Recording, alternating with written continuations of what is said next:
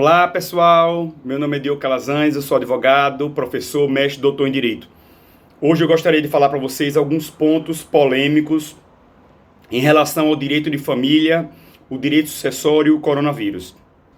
O primeiro ponto é a possibilidade da revisão de alimentos em virtude da pandemia do coronavírus.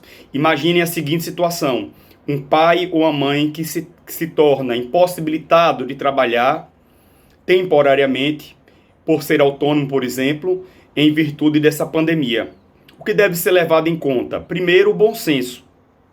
Deve prevalecer o acordo de vontade entre as partes, para posteriormente, porventura, ser homologado pelo juiz. Então é possível, sim, ingressar com uma ação de revisão de alimentos com base nessa situação de pandemia.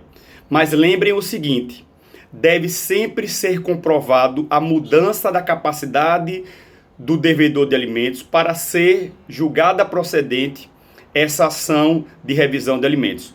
E lembrem também do ponto importante em que o desemprego não pode ser justificativa para o não pagamento dos alimentos, mas é justificativa para a revisão desses alimentos. O segundo ponto que eu trouxe também super interessante para vocês é a convivência do menor com os pais durante essa pandemia. Muitas vezes ficou decidido em um divórcio, em que durante a semana o filho mora com a mãe e o pai terá, por exemplo, o direito de visita quinzenalmente. Como ficará esse direito de visita agora nesse momento de isolamento social? Deve prevalecer nesse ponto o melhor interesse do menor.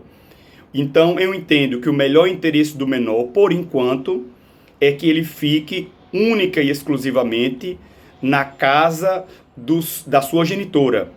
Posteriormente, podendo ser momentaneamente suspensa esse direito de visita para posteriormente ser compensado. O que não impede, durante a pandemia, de uma comunicação digital para que os pais possam, de forma virtual, ter uma convivência com o filho. Outro ponto super polêmico também que nós estamos diante é da possibilidade da prisão domiciliar do devedor de alimentos. Tanto o CNJ quanto o STJ determinaram em que, nesse momento de pandemia, se um determinado devedor de alimentos não cumprir a obrigação, ele deve ser preso domiciliar. Deve ter uma prisão comum, ao invés de uma prisão comum, deve ter uma prisão domiciliar, igual a todo esse procedimento que a população vive. Nós devemos analisar nesse caso que, nos casos práticos, muitas vezes um juiz da vara de família determina a expedição da prisão e antes mesmo dela ser efetivada, o devedor de alimentos paga. Então, nós vamos estar diante, nos casos práticos. Eu sou advogado há 17 anos de Direito de Família e percebo isso. Nós vamos estar diante de uma sanção que não tem efetividade, porque aqueles pais ou aquelas mães que não pagarem os alimentos ficarão no seu domicílio igual a toda a população brasileira.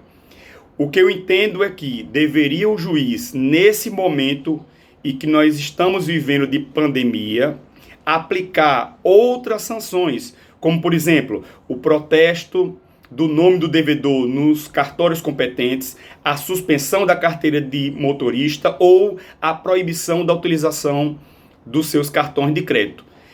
Ou seja, fica suspensa, nesse momento de pandemia, a prisão comum para ela ser cumprida posteriormente após a pandemia.